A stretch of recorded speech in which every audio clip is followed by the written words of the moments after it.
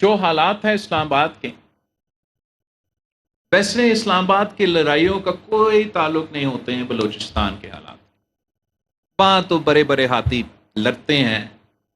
اور کہ کہاوت ہے کہ پھر نہیں، it doesn't matter۔ Point is Islamabad کی لڑائی تو ہمیشہ ہوتے ہیں، یہ تو وقتی نہیں ہے، آج ایک لڑائی ہے کل تو دوسرا لڑائی ہوگا۔ میں آپ کے لیے کیا حاصل کر سکتا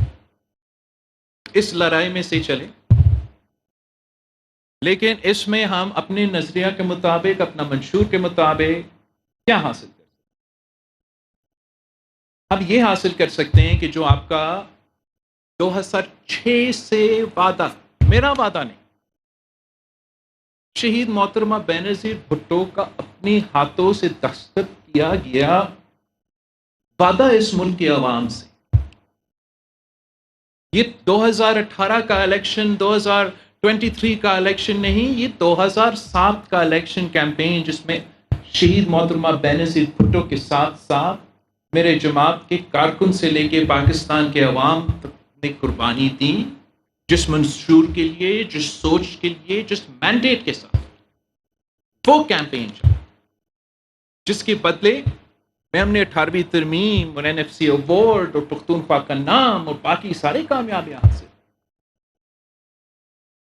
لیکن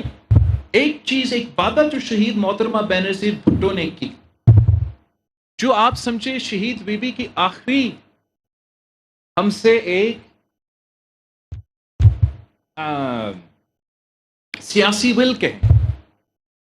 یہ میں پاکستان اگر چاہتی ہوں تو ایسی چاہتی ہوں تاکہ پاکستان کے عوام، اس معاہدے میں ایک چیز جو رہ گیا، سیاسی حالات ایسے ہیں کہ ہم وہ جوڈیشل ریفارمز کا کمپوننٹ حاصل کر سکیں انشاءاللہ، اور اس جوڈیشل ریفارمز کو ایسے تو نہیں لکھ سکیں گے جیسے پاکستان پیپلز پارٹی کا اپنا 2/3 اکثریت ہو، مگر انشاءاللہ تعالی ہم ایسے کنسنسس ڈاکیومنٹ بنانے کی کوشش کریں جو آپ کا، جو میرا، جو اس پارٹی کی منشور کے مطابق، شہید بی بی کے وعدے کے مطابق ہو۔ اور یہی وجہ ہے کہ اس وعدہ کو پورا کرنے کے لیے میرے آپ کے ساتھ کی ضرورت، اور میں سب سے پہلے آیا ہوں تو بکلا کے، اور وہ بھی پیپلز پارٹی کے بکلے کے پاس۔ میں سمجھتا ہوں کہ جو ہمارے آواز رہا ہے، چاہے وہ پارٹی کی بنیاد کے وقت، آئین سازی کے وقت، 18ویں ترمیم کے وقت، عامر کی جدوجہد کے خلاف کے وقت، تو وہ آواز تو پاکستان پیپلز پارٹی کے وکلا رہے ہیں۔ تو اس وقت بھی لائرز کا بھی اپنا سیاست ہوتا ہے، آپ جانتے ہوں گے، لائرز کی سیاست کے لحاظ سے تو وہ اپنے اس سیاست میں، اور شاید آپ بھی اس میں انوالو ہوں گے، مصروف تو ہوں گے، مگر یہ بہت بڑا کام ہے، یہ وہ کام ہے جس میں ہم آخر عدالت میں بھی ایک ایسا آئینی عدالت بنا سکیں گے جس میں چاروں صوبوں کا برابری کا نمائندگی ہو، جیسے شہید محترمہ بینظیر بھٹو نے بات ہے۔ کچھ سوچ تو ہوگا بھی کسی بھی وجہ تھا، اب آخر شہید محترمہ بینظیر بھٹو نے جب میاں محمد نواز شریف صاحب سے یہ دستخط کروائی، میں نہیں تھا اس کمرہ میں، لیکن میرا آئی تھنک کہ یہ شہید بی بی کا ہی تجویز ہوگا، مجھے نہیں لگتا کہ میاں محمد نواز شریف صاحب نے یہ تجویز کی کہ جو آئینی عدالت بنے اس پہ سارے صوبوں کو برابری کا نمائندگی ملے، مگر یہ ایک بنیادی نقطہ ہے، اور یہ this is a result of Pakistan Peoples Party's own experience with judiciary in Pakistan. آپ قائد عوام شہید ذوالفقار علی بھٹو کا کیس اٹھا کے دیکھ لیں، آپ شہید محترمہ بینظیر بھٹو کا ڈسمسل کا حکومت کا کیس، اور میاں محمد نواز شریف صاحب کا حکومت کا ڈسمسل کا کیس کو اٹھا کے دیکھ لیں۔ اب آج تک جج بننے کا طریقہ کار دیکھ لیں، اب لاہور ہائی کورٹ بار اور بلوچستان ہائی کورٹ بار کا انفلوئنس ذرا آپ جائزہ کریں. آپ بتائیں مجھے کہ آپ اپنا پورا زندگی وکالت کریں، لیکن آپ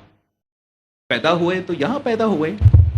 تو وکالت کریں گے تو یہاں وکالت کریں گے. آپ کا کتنا اثر ہوتا ہے، کتنا آواز ہوتا ہے، کتنا انفلوئنس ہوتا ہے. موجودہ سپریم کورٹ آف پاکستان ایک طریقہ جو شہید محترمہ بینظیر بھٹو نے 2006 میں دیکھی کہ ہم ایک آئینی عدالت بنائیں اور اس آئینی عدالت میں تمام صوبے کے برابر کا نمائندگی ہو. جیسے ہم نے جب آئین پاکستان بنایا اور پارلیمان کا نظام بنا رہے تھے تو صوبائی حکومتیں تھے، نیشنل اسمبلی تھا، اور اس کے ساتھ ساتھ سینٹ آف پاکستان تھا. اب ہم نے یہ نظام اپنے لیے، پارلیمان کے لیے جہاں آئین سازی قانون سازی ہونا ہے وہاں ہم نے لاگو کیا ہے. اب جس ادارہ نے اس آئین کا ڈیفینیشن نکالنا ہے، مطلب بالکل ڈکشنری کے طور پہ کام کرنا چاہیے، وہاں ہم نے تو وہ نظام لاگو نہیں کیا. اور وہ آج سے نہیں، وہ وقتی حالات پہ نہیں، کہ پاکستان کی جوڈیشل ہسٹری کی تاریخ پہ اس کمزوری کی وجہ سے اثر پڑا ہے، اور اب وقت آ گیا ہے کہ ہم اس کو درست کرنے کی کوشش کریں. جب شہید محترمہ بینظیر بھٹو نے 2006 میں جوڈیشل ریفارمز کی تجویز کی تو تب ہم نے جوڈیشل اپوائنٹمنٹس کا ایک نظام سوچا تھا کہ جہاں ریکمنڈیشنز سٹنگ ججز، کچھ ایکس ججز، لائرز ایٹسٹرا وہ کریں گے،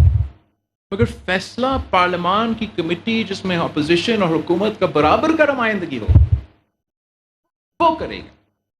کہ جج کون بنے گا. اینڈ اگر وہ کمیٹی 2/3 اکثریت کے ساتھ کہتا ہے نہیں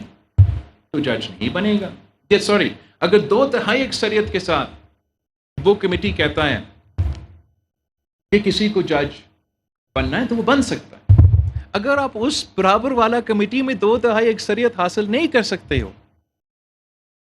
تو جج نہیں بن سکتے. تو پارلیمنٹ کو ہم فورس کر رہے تھے کہ آپ کنسنسس، اور یہ 18ویں ترمیم کی بات ہے، اس کے بعد پھر 19ویں کی ترمیم کا سب کا آپ کو اس کا ہسٹری کا معلوم.